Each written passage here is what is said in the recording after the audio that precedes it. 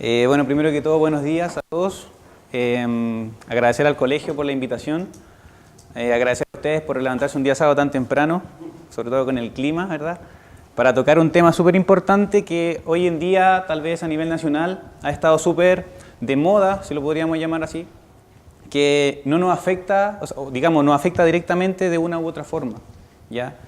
Porque es una enfermedad que está presente, digamos, en nuestra sociedad y que por sus síntomas o por sus consecuencias tal vez no nos damos cuenta. Es decir, convivimos día a día con personas que tienen esta enfermedad, ¿ya? Es por eso que hoy les venimos a conversar sobre generalidades del VIH, ¿ya? Bueno, como ya decía mi colega don Mauricio, yo soy Matías, trabajo en la Fundación Herrerán, que pertenece al Hospital Clínico San Borja Herrerán, ya donde su principal función es la atención a estos pacientes con la patología de VIH, ¿ya? A modo general y de temario vamos a abordar distintos aspectos, desde definiciones generales, transmisión de la enfermedad asociada a esta patología, cuál es la situación en Chile actualmente, a conversar un poquito de terapia antirretroviral, ¿verdad? Cuáles son los fármacos, principales efectos adversos, etcétera, y algo muy importante que es en esta patología, que es la prevención. ¿Bien? Bueno, para comenzar, el virus del VIH, conocido por virus de la inmunodeficiencia humana, ¿verdad?, que se identificó en 1983, es el agente responsable, ¿ya?, de un síndrome de inmunodeficiencia adquirida, que es la abreviación de SIDA, ¿ok? ¿Qué es lo que hace este virus? Va destruyendo lentamente nuestro sistema inmunitario, principalmente los linfocitos CD4, ya que es parte de nuestro sistema inmunitario que tiene que ver con nuestra respuesta, generando un daño grave y progresivo, ¿ok? Una persona infectada puede estar asintomática hasta por 10 años o más, y eso es súper importante, es un dato, digamos, que es muy relevante para esta patología. Por su parte, el SIDA es un estado avanzado de la enfermedad, no es otra enfermedad. Muchas veces se trata de separarlo, ¿cierto? No, yo tengo VIH, no, yo tengo SIDA. Y en estricto rigor la patología es el VIH y el SIDA es una etapa. ¿Ok? ¿Por qué es una etapa? Porque se caracteriza por la aparición de manifestaciones clínicas, ¿ya?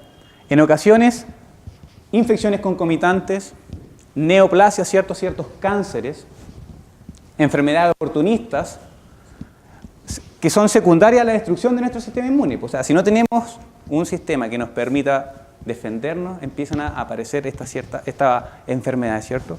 Generando alteraciones a nivel de piel, por ejemplo, infecciones internas, como por ejemplo la candidiasis oral, e incluso condiciones más graves como lo son el sarcoma de Kaposi, que es una patología que está ligada a esta enfermedad, que es también una especie de... ¿Ok? Entonces, ¿cuál es la diferencia entre el VIH?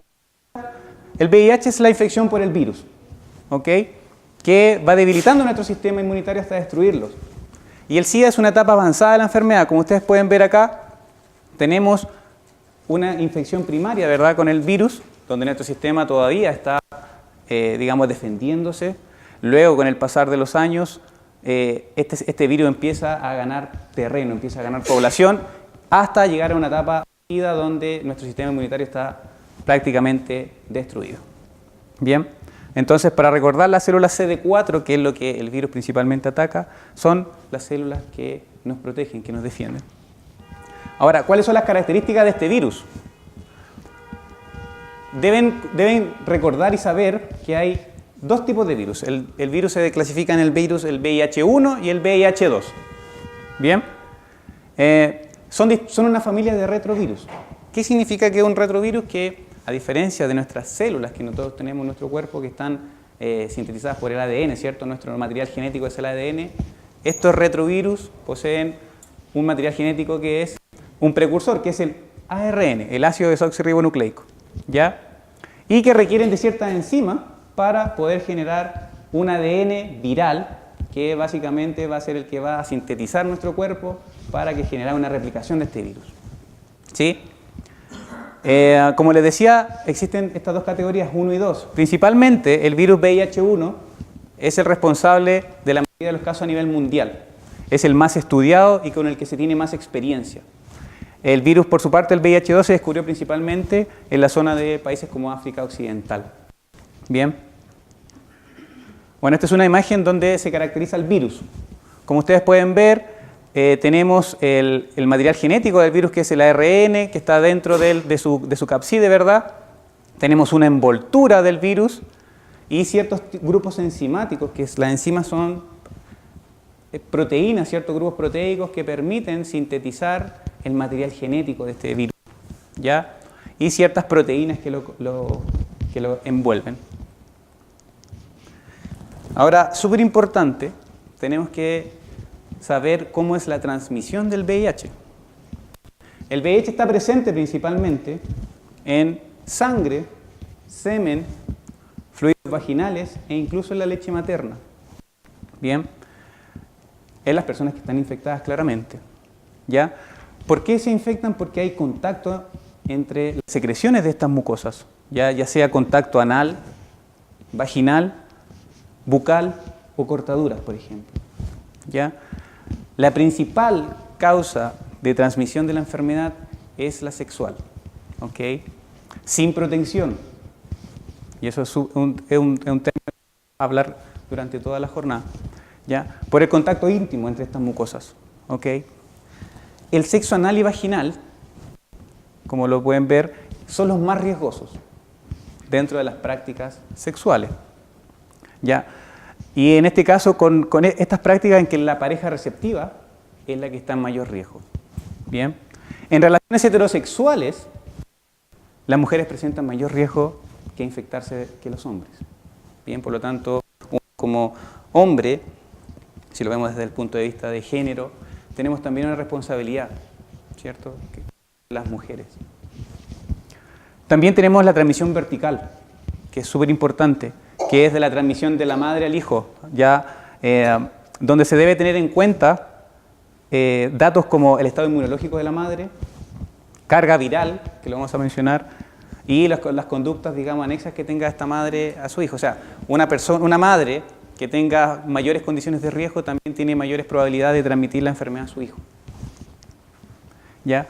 Ahora, ¿qué comportamientos específicos asociados con la transmisión del VIH tenemos? Desde el punto de vista de compañeros sexuales de alto riesgo, como ya lo habíamos mencionado, claramente un riesgo de una persona infectada con VIH, ¿cierto? También una persona en riesgo, pero a quien no se ha efectuado el examen. Ya después vamos a ver más adelante que hoy en día muchas veces existen conviviendo personas que poseen el virus por esta transición, ¿cierto?, de mucho tiempo de no presentar síntomas y que no saben que están positivas, digamos. ¿Okay? Eso también es un riesgo. Múltiples compañeros sexuales sin protección. Hoy en día tenemos un comercio sexual activo, en crecimiento en Chile, por lo tanto, esto es una condición de riesgo. Ulceraciones en las mucosas también, ¿ya? U otra enfermedad de transmisión sexual, ¿verdad? En cualquiera de la pareja. Generalmente cuando se presentan enfermedades de transmisión sexual en las personas, rápidamente uno debe generar las pesquisas y hacer estos exámenes, porque probablemente estarían asociados. Probablemente, recordemos que una enfermedad de transmisión sexual no significa que la persona tenga, esté, digamos, infectada con el virus del VIH. ¿Cierto? Otros comportamientos específicos a nivel de conductas sexuales, ¿cierto? ¿Qué prácticas sexuales? Como ya lo habíamos mencionado, el alto riesgo de infección es tener relaciones anales del tipo de receptiva sin protección. Esa es la práctica sexual que genera el mayor riesgo. ¿Ok? Luego el coito vaginal receptivo. También son las dos que, digamos, están en la categoría de mayor riesgo. Ahora, un riesgo de infección comprobado, el coito anal insertivo, ¿cierto?, sin protección. Ojo que, como les digo, la protección es una palabra clave que vamos a ver durante toda la charla. El vaginal insertivo sin protección o sexo oral receptivo. ¿Ya? Tenemos prácticas que son con un riesgo más bajo, como cualquiera de las anteriores mencionadas, pero utilizando un preservativo de látex o vinilo. ¿Ya? En este caso también la circuncisión disminuye un 60% de la infección del VIH, que no es un dato menor. ¿Cuáles son las prácticas más seguras? el beso profundo, por un beso no va a haber transmisión. Relaciones sexuales protegidas, ¿ya? Cuyo análisis de VIH resultó negativo, ¿cierto? Monogamia mutua, que es una práctica que tenemos que los seres humanos hoy en día está un poco, está más libertinaje, ¿verdad? Masturbación mutua también es una práctica segura, y la más segura de todas, la más segura es la abstinencia, ¿cierto? Digamos, no hay por dónde ningún estudio que se le iguale, es la más segura. Claro que también... Transmisión por vía sexual. Ahora también tenemos que es tal vez una de las más difíciles de cumplir, ¿cierto? Por la condición humana. Bien. Para explicar un poquito el curso clínico de la infección, como les mencionaba, cuando ocurre la transmisión inicial del virus, generamos por una etapa que se conoce como primoinfección, ya infección primaria del VIH, donde tenemos un aumento excesivo, ya, de los virus en sangre, de la replicación del virus, es muy excesivo. Es un periodo que dura aproximadamente 2 a 4 semanas, dependiendo de la persona, donde es una elevación tan alta de la carga viral que es el periodo donde ocurre es el periodo donde hay mayor transmisión de la enfermedad. ¿Okay? Generalmente se presenta con unas manifestaciones clínicas a nivel muy similar a la gripe. ¿Okay? Fiebre y algunas manifestaciones cutáneas principalmente. Luego de eso, digamos como que el cuerpo retoma su condición de batalla y empieza a controlar esta enfermedad, pudiendo incluso generar una etapa de latencia de hasta 8 a 10 años, sin presentar mayores síntomas que cualquier otra persona, ¿cierto? Luego, si no tenemos ninguna intervención en esta etapa, podemos generar una condición ya en la cual el virus se ha apoderado de nuestro cuerpo y empezamos a ver que la replicación de la carga viral del virus empieza a aumentar progresivamente, ¿cierto? Empieza la aparición de enfermedades oportunistas y nuestras defensas empiezan a disminuir, generando finalmente la muerte. Bien. Acá tenemos otro esquema donde se ejemplifica. Tenemos antes de la infección nuestro sistema inmune, primoinfección, donde tenemos una gran cantidad de virus, ¿cierto?, en nuestra sangre. Luego empezamos una especie de equilibrio en nuestro cuerpo, nuestras células contra el virus, pero con el largo de los años, finalmente el virus se empieza a apoderar, generando también la etapa SIDA, nuestro sistema inmunitario muy debilitado, con el riesgo de muerte. ¿Cuáles son estas enfermedades asociadas al VIH? Acá es un listado bastante enorme. Quise destacar solamente las más, tal vez, relevantes, importantes, por su condición patológica, donde las podemos clasificar, por ejemplo, infecciones por candidiasis, que son muy frecuentes cuando la carga viral está muy aumentada y los CD4, que es la defensa disminuida. Cánceres, ¿cierto?, asociados al VIH. Sarcoma de Kaposi, como ya lo había visto al principio. Neumonías recurrentes, ya eso también es un signo de alarma cuando las personas empiezan a presentar múltiples neumonías en periodos cortos de tiempo o se extienden prolongadamente, también debe ser una condición en la cual hay que hacer los exámenes del seguimiento del VIH, y también, por supuesto, la tuberculosis, que hoy en día también, por el ingreso de personas extranjeras, ¿verdad?, que vienen también con esta patología, hemos tenido un aumento de la tuberculosis. ¿Ok? Ahora bien, un poquito eso era para introducir a la enfermedad. ¿Cuál es la situación en Chile del virus del VIH? Bueno, estos datos son los que se presentó en el quinto curso de infectologías para un especialista a cargo del Dr. Wolf, donde el MinSal estima a fines del 2016 60.000 infectados, ¿okay?, con una población mayor a 15 años. El total de adultos en el sistema público en control son 28.381. Con terapia en el sistema público tenemos 27.000, alrededor de 27.050 personas, y el total de ingresos al sistema público en el año 2016 fueron de 4.000 personas con VIH. ¿Ya? ¿Cuál es el total de pacientes? Entonces, el sistema público 27.000 aproximadamente, 5.500 el sistema privado, lo que da un total de 32.499 pacientes con terapia. Ojo que estamos estimando 60.000, o sea, casi la mitad aparentemente estaría sin terapia. ¿Ya? Un dato muy importante que la reducción de la mortalidad y la morbilidad es de un 80%.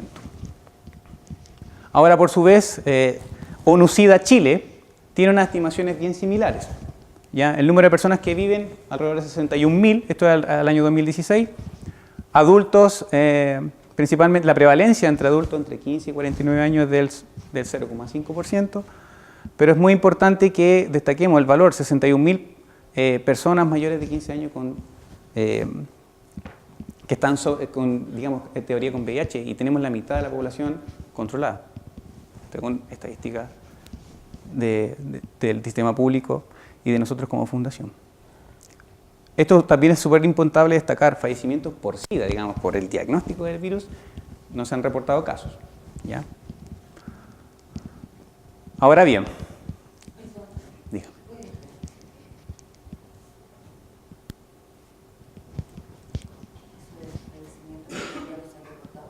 Esta es la información que entregaba la ONU-SIDA Chile, ¿ya? Digamos, redactaba que por SIDA, si probablemente usted murió de SIDA, si como soy SIDA solito, eso es lo que hasta el año 2016 tenía presente, ¿ya? Obviamente, generalmente, porque estos pacientes como tienen múltiples comorbilidades... Perdona que te interrumpa. Sí, claro. Es súper importante Sí. lo que está diciendo y que después Sí, claro. se va y se queda con la idea. Primero, ONU-SIDA Chile no existe. ONU-SIDA es la Agencia de Naciones Unidas, ¿ya? Que ve el tema del SIDA, Correcto. efectivamente, pero a nivel internacional. Ni siquiera tiene oficina en Chile. Esos datos que tú estás diciendo, digo, ONU-SIDA hace estimaciones Exacto. anuales de prevalencia, de incidencia, Correcto. de defunciones, etc. Y que eso lo hace a través de un modelo matemático. Son estimaciones, que correcto. se alimenta de información que entrega el Ministerio de Salud. Correcto. ¿Ya? Entonces, todo lo que tú has dicho efectivamente son las estimaciones Exactamente. de SIDA para el año 2016. Lo que pasa ahí en las defunciones, los fallecimientos, no es que no hayan existido, sino que no están las estimaciones porque esto como es un modelo matemático, de repente Claro. tiene muchos errores. Muchos sesgos. Por eso que no No lo determinan no como han tal. considerado eso. Lo mismo, igual hay otro de niños también que tienen... Son estimaciones, muy perfecto. sobre la realidad. Exacto. Entonces, perdona, pero quería dejar Sí, claro, súper. si no, no puedo quedar. Bien, entonces haciendo la aclaración... De todas maneras, para después de cualquier otro, después de terminar la presentación hay tiempo para preguntas para hacer todas las aclaraciones posteriores. Ya, sí. No, pero súper bien, o sea, haciendo la aclaración Sí. para que avancemos bien y está bien. Sí. Es que por eso son datos importantes que además uno entrega, entonces no es como tampoco llegar y súper bien. Bien. Ahora continuando, esta misma proyecciones, ¿cierto? Si ustedes se fijan los valores que se proyectan, estimaciones, como decimos, 65.000 para el año 2010, del 2000 al 2017 personas viviendo con VIH, ya tenemos que entre un rango que varía desde 40.000 hasta 98.000, o sea, hace un rango amplio. Por eso es difícil tener un dato, digamos, 100% efectivo real.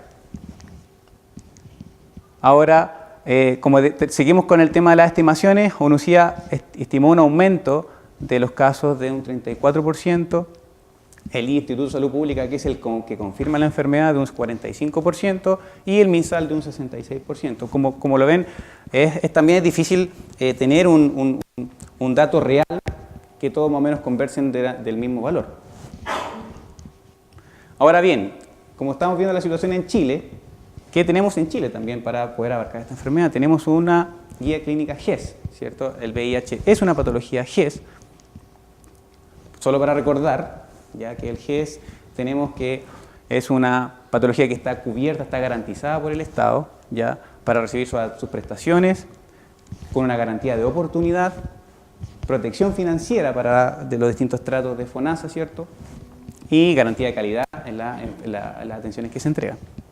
¿Ya? Es el GES número 18, como ya lo mencionaba, garantiza la terapia antirretroviral de primera y segunda línea, ¿ya? En embarazadas y niños, el monitoreo de exámenes como carga viral, CD4 de la genotipificación, ¿ya?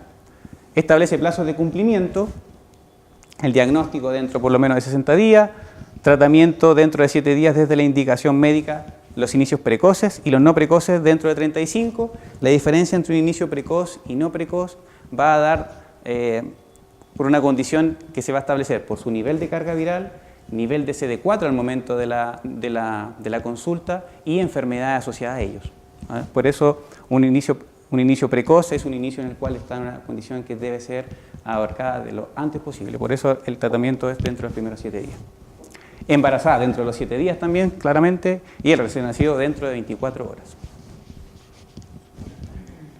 Bueno, aquí hay un esquema en verdad que simplifica lo que es la atención a nivel de GES, ¿cierto? Tenemos el diagnóstico confirmado por el ISP, la evaluación clínica donde las etapas B y C va dando la misma condición que les mencionaba, de comorbilidades, de carga viral y C4, siendo la etapa C la más grave, ¿ya? Evaluación inmunológica, esta es la guía que está actualizada hasta el 2013, y el inicio de terapia, ¿cierto? Consejería de adherencia y prevención principalmente, y en función de cómo ha respondido estos pacientes a la terapia, generan algunos cambios de modificación de esquemas terapéuticos que los vamos a ver ahora más adelante. ¿Ya? ¿Cuáles son las pruebas para determinar el diagnóstico? Principalmente el test de ELISA, ¿cierto? Que es una técnica de inmunoensayo, que es una prueba de tamizaje, eso es súper importante, para determinar la infección del VIH. Se fundamenta en una reacción que, para que se entienda, el examen va a un componente viral, un componente vírico, ¿ya? Funciona como, esto es como una llave cerradura.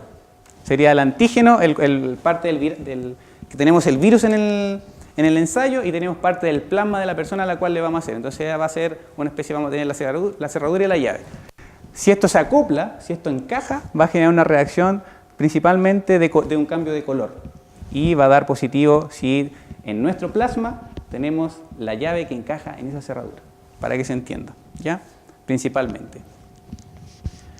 Ahora bien, se ha hablado mucho en la televisión últimamente el tema de los test rápidos del VIH, por ejemplo, ¿cierto?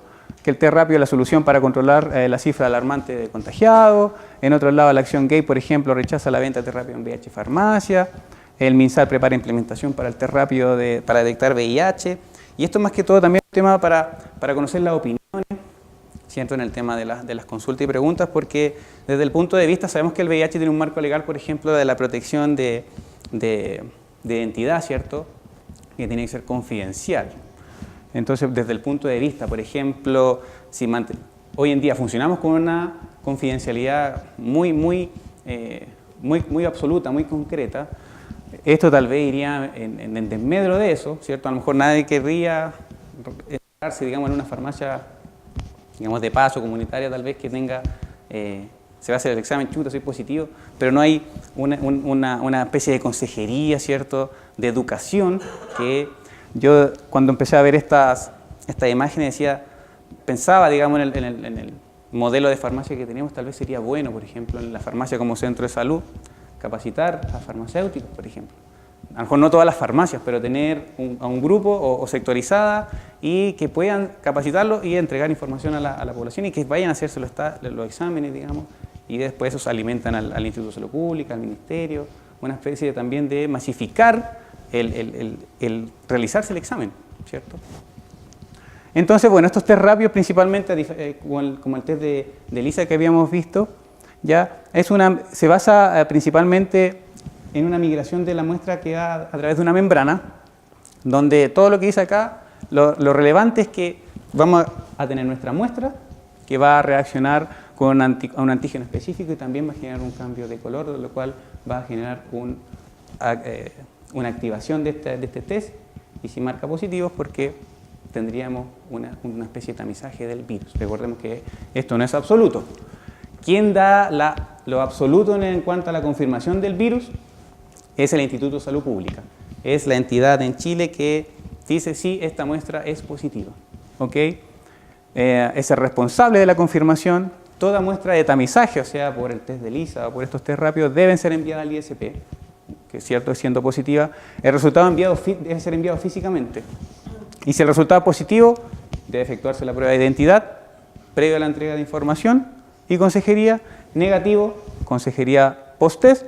E indeterminado, se repite tanto la muestra, tanto tamizaje como una técnica que es mucho más específica, que es la técnica de reacción en cadena por polimerasa. ¿Ya? Súper importante, el ISP es el único ente que garantiza la confirmación del virus. Ahora bien, pasando a un tema que es súper relevante, la terapia antirretroviral. Bien, ¿qué es la terapia antirretroviral? Son drogas, ¿cierto?, que van a permitir mantener controlada la patología del VIH y controlada la evolución natural. ¿Cuál es la evolución natural? Como ya lo habíamos visto, tenemos una primera infección asintomática de 6 a 8 años, hasta generar la etapa de muerte. Entonces es aquí donde interviene la terapia antirretroviral, ya en la etapa de proceso asintomático, podríamos llamarlo, o etapa de latencia. ¿Qué terapia vamos a utilizar? ¿Ok? La elección del tratamiento siempre es individualizada. Aquí no hay un esquema práctico a seguir porque cada persona es distinta, cada persona tiene ciertas condiciones que nos van a hacer escoger una u otro medicamento, ¿ya? Pero es importante también basarse en las recomendaciones que están disponibles y la mejor evidencia, ¿cierto?, que están actualmente en las guías nacionales. Debemos brindar un régimen que permita la mayor adherencia y la mayor respuesta virológica. ¿Ok? Solo para recordar que la adherencia terapéutica es una conducta, ¿ya? Es una conducta que toma una persona, ¿ya?, que corresponde a recomendaciones en la que sostuvo un acuerdo con un proveedor de salud. Ya puede ser un fisioterapeuta, un farmacéutico, enfermera, psicólogo, que adherencia no es lo mismo que obediencia. Y eso es súper importante que tengamos claro a nivel de esta terapia, porque la terapia antirretroviral, o sea, está demostrado que tiene que tener un mayor de 95% de adherencia para que sea efectiva. A diferencia de otras patologías crónicas, acá una omisión de dosis puede marcar una diferencia el día de mañana en los exámenes que vemos de carga viral y CD4. ¿Ya? Súper importante. E incluso también se está hablando más que de adherencia, de persistencia. Porque hablamos que cuando uno comienza una terapia, siempre parte, en algunos casos, con muchas ganas, con mucho énfasis, mucho entusiasmo, pero después de 4 meses, 5 meses, 1 año, 10 años, 40 años tomando terapia, es súper difícil conservar las mismas ganas, ¿verdad? Y es por eso que ahí nosotros tenemos una labor súper relevante en mantener esa condición para que la patología se mantenga controlada. Ahora, existen una infinidad de fármacos para tratar el VIH, clasificados por distintas clases, ¿ya? En general, la mayoría se basan en homologaciones de nuestras bases del ADN. Nuestro ADN está compuesto por ciertas proteínas, por ciertas bases que se conocen bases nitrogenadas, en las cuales los fármacos tienden a emularlas, tienden a parecerse a esas mismas bases para que la replicación del virus no se lleve a cabo, ¿ya? Solo por mencionar, estos son los nombres de las clasificaciones: inhibidores nucleosídeos de la transcriptasa inversa. La transcriptasa inversa, la proteasa, integrasa son proteínas que tiene el virus para poder replicarse. Entonces, como nosotros tenemos que bloquear esa replicación, tenemos distintas clases. Solo para destacar los mayores utilizados, y sobre todo en Chile: abacavir, sidobudina, tenofovir, que son medicamentos que son ampliamente utilizados en la mayoría de los esquemas. ¿Ya? Tenemos distintos tipos como inhibidores de fusión, ¿cierto?, que lo vamos a ver en un esquematizado, pero estos son los distintos medicamentos que tenemos. Efavirenz, por nombrar uno que es de lo más importante a nivel de los no nucleosídicos. Raltegravir, que es un medicamento inhibidor de la integrasa que es uno de los esquemas que está presentando mejores respuestas por la disminución del efecto adverso, porque lo vamos a ver que esta terapia tiene una gran cantidad de efectos adversos. Ahora, ¿con qué iniciamos la terapia? Porque con todos esos medicamentos, ¿cuál de todos decimos ya le vamos a dar el abacavir, atazanavir y efavirenz? No. La terapia sí tiene unas condiciones. Principalmente debe usarse 2 combinaciones de inhibidores nucleosídicos de la transcriptasa. ¿Por qué? Porque está demostrado que controlarlo con 2 tipos de estos inhibidores generamos que el virus a largo plazo genere menores resistencias. Y debe ser acompañado por una tercera droga. ¿Y cuáles son esas terceras drogas?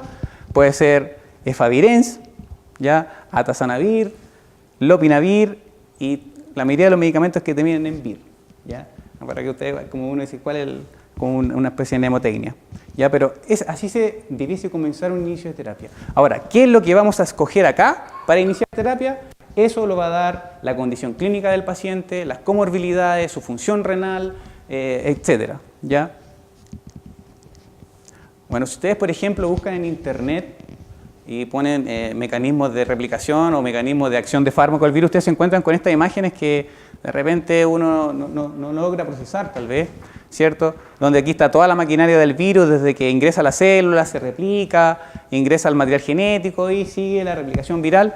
Acá, por ejemplo, podemos tener otro esquema donde muchas veces uno dice, chuta, pero ¿cómo actúan los fármacos? Como que no queda claro. Y encontré una imagen que es súper básica, pero que yo creo que es para explicar de la mejor forma cómo actúan los fármacos. ¿Ya? Tenemos medicamentos que actúan a nivel de la fusión y del ingreso. ¿Cierto? Tenemos el virus que van a impedir que ingresen a la célula. ¿Ya? Es muy importante que no todos los fármacos son para todas las personas. Por ejemplo, en este grupo, que lo quise destacar, para utilizar esos medicamentos, nosotros como personas tenemos que tener ciertos genes, cierta codificación que nos permita utilizar estos medicamentos. Si no los poseemos, no nos van a servir de nada. ¿Ya? A su vez tenemos los medicamentos que actúan a nivel de transcripción. Recordemos que el virus dijimos que era una hebra de RNA, de ácido ribonucleico, ¿verdad? Y para poder replicarse necesitamos el ácido desoxirribonucleico, el DNA. Entonces estos medicamentos actúan inhibiendo esa transcripción, ¿verdad? Por su vez, otros medicamentos si logró que se transcribiera, otros medicamentos van a actuar a nivel de la integración, que no logre ingresar al núcleo, para que no se logre replicar. Y si saltamos esa barrera, existen otros medicamentos que impiden que logre salir de la célula. O sea, tenemos que abarcar en distintos puntos la replicación del virus, porque si lo hacemos solo a nivel de una sola situación, por ejemplo, solo a nivel de fusión, el virus puede generar resistencia terapéutica. Y eso quiere decir que los fármacos ya no empiezan a hacer efecto. Como ustedes pueden ver acá, cada fármaco que yo les mencioné tiene distintas abreviaciones, pero lo importante es que a nivel de Latinoamérica, por ejemplo, tenemos esquemas que se van repitiendo. ¿Ya? En Chile tenemos esquemas que el backbone se conoce como el esquema de inicio, el esquema que va sí o sí en primera línea, que a nivel de servicio público es con lo que contamos. ¿Ya? La tercera droga, como ya les mencionaba, entre el efavirenz, atazanavir, lopinavir, que son nombres que de repente uno se le olvida o son poco complejos, son los que utilizamos actualmente, y si bien ya apareció un decreto que vamos a aplicar estas terapias, estos fármacos, hasta la fecha de revisión del 2013 por lo menos estaban en evaluación ciertos medicamentos.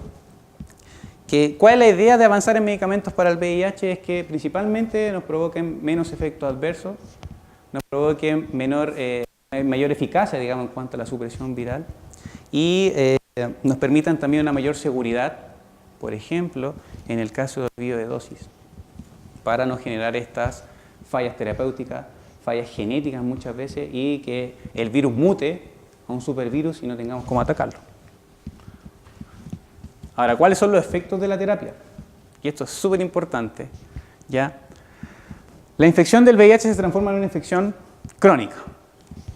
Muy importante que los medicamentos no son terapias curativas. Los medicamentos nos van a permitir controlar la enfermedad por el tiempo que la persona viva, digamos, de su manera natural. ¿Ya? Generalmente, en algunos estudios se ha demostrado que los pacientes con VIH incluso pueden vivir más y mejor por el tema del control que se genera en su enfermedad los pacientes que son adherentes. Por lo menos nosotros como fundación, los controles se mantienen periódicamente cada 6 meses, donde se les van haciendo exámenes completos, examen de carga viral, examen de CD4, y a su vez es un tratamiento integral, por lo tanto tiene la opción de que los vean otros médicos para pesquisar problemas de hipertensión, de diabetes, depresión muchas veces. Recordemos que el VIH es una patología más, pero estos pacientes muchas veces pueden estar con 5 patologías distintas tomando hasta 20 fármacos diarios. ¿Ya?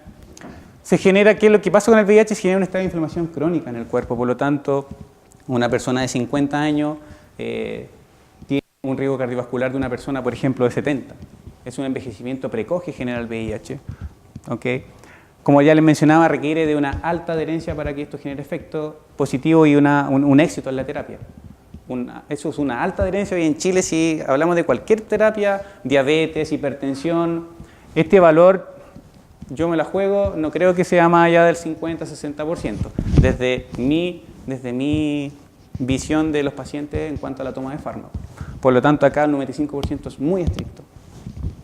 La no adherencia puede generar mutación en el VIH, como les mencionaba, que a su vez generan resistencia a la terapia. Existen medicamentos que son coformulados. ¿Qué quiere decir? Hoy en día en Chile, en promedio, una persona toma cuando inicia terapia, toma entre 2 a 6 fármacos, iniciando terapia. Si muta, puede llegar a tomar fácilmente 8 fármacos diarios solo para el VIH. Cuando existen coformulados, significa que existen varios medicamentos en un solo comprimido. Si, por ejemplo, una persona genera alguna mutación, algún fármaco específico de ese coformulado, ya no puede usar el coformulado ni ninguna de las asociaciones que tenga ese medicamento. Por eso es súper importante cuidar la terapia, súper importante mantener la adherencia. ¿Cuáles son las reacciones adversas, cierto? Las RAM de esta terapia principalmente tienen una alta frecuencia los primeros meses, ¿ok? Desde hasta un 47% de efecto adverso. En Chile, el 15,9%, el 16% requiere de cambio en su primer esquema debido a toxicidad, ya que eso es un valor no menor. Principalmente a nivel gastrointestinal, dermatológico, hematológico y en algunos casos del sistema nervioso central. Recordemos, por ejemplo, que hay una droga, por ejemplo, que es muy utilizada en los esquemas terapéuticos como el efavirenz, ¿ya? Que es una droga que el efecto adverso que tiene principalmente son alucinaciones, sueños vívidos, ¿ya? Mareos, náuseas, que por su mecanismo de acción esos efectos no desaparecen, porque son parte del efecto que provoca el fármaco. Por lo tanto, hay que ser súper adecuado y entregar la información precisa a los pacientes, que esos efectos secundarios los van a acompañar todo su periodo que esté con el fármaco. Pero como nuestro cuerpo es tan inteligente, van generando tolerancia.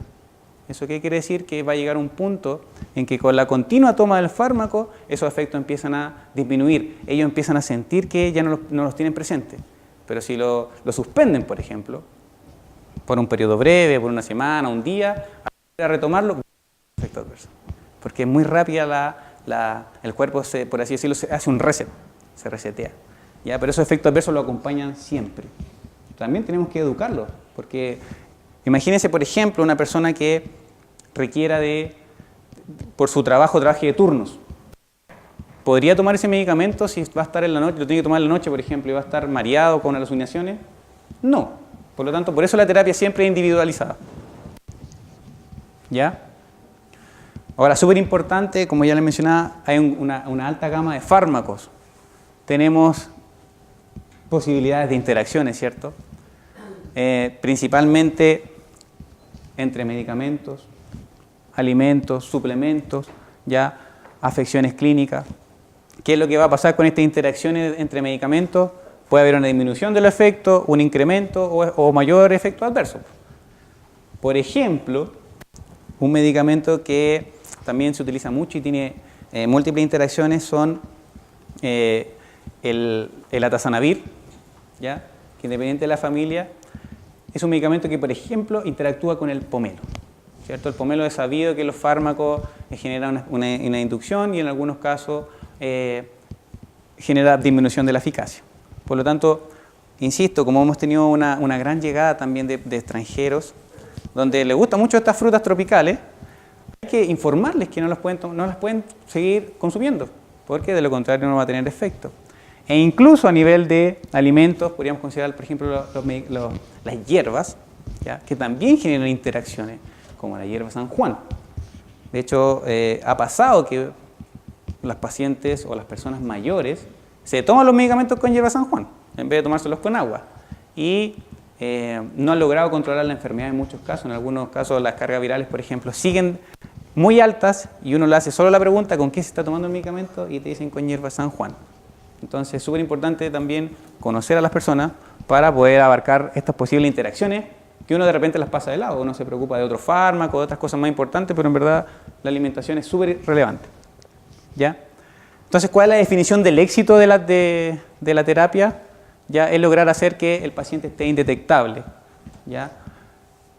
Indetectable el virus en el plasma. Estas son las personas que viven con VIH. El éxito, efectividad, es entre un 80 y un 90% de los distintos esquemas de uso actual, ¿ya? Que es lograr la restauración inmune. ¿Ok? Entonces tenemos la carga viral antes del TAR y la carga viral después del TAR. Yo le hablaba de carga viral. Las cargas virales son las copias de virus que tenemos por ml de sangre, ¿ya? Actualmente nosotros hablamos de que estamos indetectables, ¿cierto? Cuando esa tasa es de menor de 40 copias por ml de sangre.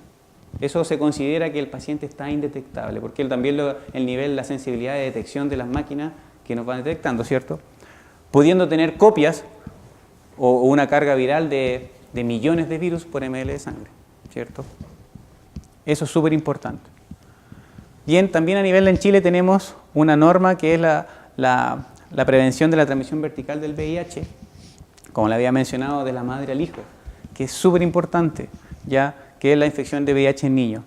Para quien está, digamos, esta norma a los menores de 13 años, y esto es súper importante, que el 90-95% de casos infectados en el mundo son por transmisión vertical, ¿ya? ¿Cuál es el protocolo?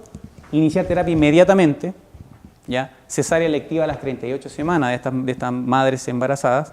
El esquema digamos, de droga que se utiliza es el ácido budina, ya endovenosa en el trabajo de parto. Se aplica, por así decirlo, una protección, un recubrimiento a la madre para que no se lo transmita al hijo. Y un medicamento que se utiliza, que es la nevirapina, también se le entrega una dosis, ¿ya? Al recién nacido, por ejemplo, que tuvo seroconversión positiva en función del test rápido, se inicia rápidamente un esquema terapéutico y prohibición de la lactancia materna, porque también es un factor de riesgo, ¿ya? ¿Cuáles son los desafíos para erradicar la transmisión vertical? Prevención primaria, ¿cierto? Tamizaje oportuno, diagnóstico precoz, protocolo completo, hay que seguir el protocolo que está muy bien establecido y funciona muy bien, terapia en gestación, vigilancia de casos que están en gestantes, ¿cierto? Y la coordinación entre establecimientos. Hoy en día no hemos visto la necesidad de emplear un nuevo lenguaje, ¿verdad? Con los pacientes, por ejemplo, haitianos, que tenemos muchos, y muchas veces comunicarse con ellos que no hablan nada de español es difícil. Afortunadamente tenemos herramientas a nivel del ministerio que nos permiten, ahí existen ciertos manuales, ¿verdad?, para poder empezar a aprender el idioma y poder comunicarnos, ¿verdad? Porque si no tenemos esa charla, esa consejería con la madre, por ejemplo, explicarle que si no toma terapia, lo más probable es que esa transmisión se la traspase al hijo. Es súper impactante, o sea, va a ser una persona que va a nacer con VIH más, ¿verdad? Por eso es relevante como prestadores de salud empezar a abrirnos, ¿verdad?, a tener esta multiculturalidad para poder atender a todas las personas que llegan a nuestro país. Vigilancia en VIH, súper relevante, que es una enfermedad que se puede prevenir. Esta es una enfermedad que se puede prevenir y debiésemos prevenirla, ¿ya? Posee una carga de enfermedad importante, ¿ya? Los pacientes que están con múltiples comorbilidades, disminuye su calidad de vida indudablemente, afecta en mayor proporción a la población económicamente activa. Como ustedes vean en los gráficos, teníamos un aumento de la incidencia en las personas entre 15 y 45 años, ¿verdad? Presenta elevados costos asociados a tratamiento. O sea, el tratamiento del VIH es uno de los más costosos a nivel país, tal vez no por droga única, pero sí por cantidad de personas que lo poseen. Genera un gasto bolsillo muy, muy elevado. Ya, permitir evaluar el impacto de las medidas de prevención y control. ¿Estamos haciendo una buena prevención? ¿Estamos controlando bien a nuestros pacientes? Pero es súper relevante que es una enfermedad que se puede prevenir, ¿ya? Esto como para recordar y para mencionar ciertos mitos que aún existen en la población. El VIH no se transmite por picaduras de insectos, ya el uso de instalaciones comunes con las personas que conviven con VIH, piscinas, baños, restaurantes, ya saludar, abrazar o besar no transmite la patología, comer de la misma vajilla tampoco, vivir, trabajar o estudiar, aunque ustedes no crean, hoy en día se genera un rechazo automático cuando las personas dicen usted tiene VIH, o sea, le conté a mis amigos conocidos y dejaban de hablar. Entonces tenemos que hacer un cambio de cultura con respecto a esta patología que es muy prevalente, ¿ya? Cuidar a personas con VIH tampoco nos va a transmitir la enfermedad. Ya sabemos que las enfermedades la transmisión es solamente por contacto sexual principalmente, ¿cierto? Transmisión vertical o uso de transfusiones de sangre o uso de compartir, digamos, aguja, ¿verdad? Siempre a nivel de fluido. A nivel mundial, el 25% de la población con VIH mantiene exitosamente su virus bajo control. 25%, un valor, un cuarto, es muy bajito. Y el 75% restante no. Hay unos objetivos, ¿verdad?, que a la respuesta que está emanado por la Organización Mundial de la Salud, donde para el 2020 queríamos tener la estrategia 90-90-90. ¿Qué significa esa estrategia? Que debíamos tener al 90% de los pacientes diagnosticados, al 90% de los pacientes tratados y al 90% de los pacientes indetectables. Porque no es lo mismo tener un paciente tratado que sigue detectable, ¿verdad? ¿Cierto? A lo más 500.000 nuevas infecciones y cero discriminación. La propuesta es mucho más ambiciosa para el 2030, donde los mismos esquemas de un 95, 95, 95. Ahora, ¿cuál es el valor en Chile? Estimado por la doctora Claudia Cortés, que es infectóloga de la Fundación. Del 90-90-90 tenemos un 69% de los pacientes diagnosticados, 54% tratados y 49% en supresión viral, lo cual dista mucho de la estrategia 90-90-90. Hay un país como Nueva Zelanda que es el único país que ha llegado al 90-90-90 con éxito. ¿Ya? Esto es para evidenciar el aumento de la tasa en todos los grupos etarios. ¿Ya? Como si ustedes pueden observar acá en la gráfica, la región metropolitana ha tenido un considerable aumento de las infecciones, ¿verdad?, por VIH. ¿Ok? ¿Y por qué ha pasado esto? Probablemente. ¿Cómo cambió el comportamiento sexual de los jóvenes, que es donde mayoritariamente ha habido este aumento, ¿no es cierto?, entre 15 y 45 años. Puede ser la edad de inicio y número de parejas sexuales, que hoy en día hemos evidenciado. El Internet es positivo, pero en algunos aspectos puede generar una especie de boicot, ¿cierto? Citas por Internet y sexo colectivo. Uso de alcohol y drogas recreativas durante encuentros sexuales. No adopción de conducta de sexo seguro, ¿verdad? La prevención, el uso del preservativo. Y exposición voluntaria al VIH. Han habido casos donde, dentro de grupos, digamos, sexuales, donde hay conciencia de las personas, o sea, saben que tienen están infectados con el VIH, pero igual se exponen, ¿ya? Por lo tanto, eso también es un tema que debemos abarcar, tenemos que tratarlo, porque eso significa que no estamos acogiendo a un grupo que está, sí, propagando la enfermedad. Y eso es un deber que estamos nosotros al debe.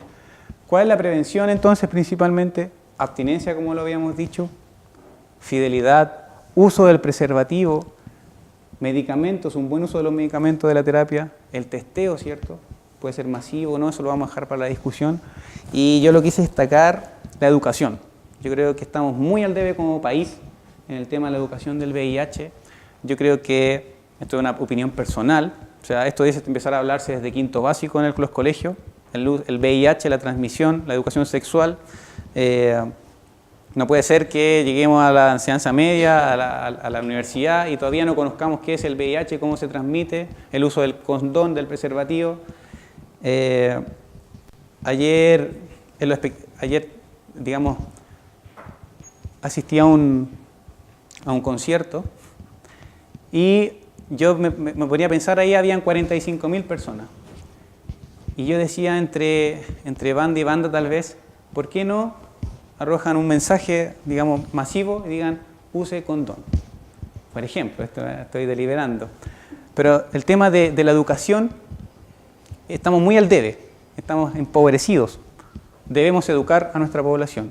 Si bien hemos tenido campañas de use condón, digamos, campañas publicitarias principalmente a nivel de televisión, como ustedes lo pueden ver, no ha tenido tal vez el impacto que esperemos, no ha tenido la expectativa, ¿verdad? Pero debemos educar en cada momento, en cada charla, en cada espacio que tengamos, educar. ¿Ok? A modo de conclusión, el VIH sí es una enfermedad que puede prevenirse. El acceso a tratamiento y el compromiso del paciente son fundamentales para controlar la enfermedad. O sea, no podemos brindarle un esquema a alguien que no se lo va a tomar porque nos dicen, yo no me lo voy a tomar porque no quiero. Tenemos que hacer un abordaje distinto. No podemos decirle, ok, la educación y prevención debe ser el foco de primera línea, ¿ya? A nivel transversal. Generar conciencia cultural sobre el VIH en el país. No puede ser que un trabajador le tenga miedo, o no sé si miedo es la palabra, pero no puede decirle a su empleador, por ejemplo, que tiene que ir a los controles porque tiene miedo que lo despidan. O sea, eso tiene que estar garantizado por el país si queremos controlar la enfermedad. ¿Okay? Mucho de la no adherencia y los no retiros de fármacos se deben a que no hay permiso por los trabajos. O sea, por un lado no puedo retener mi terapia porque me van a despedir.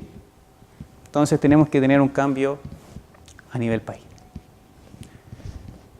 Muchas gracias.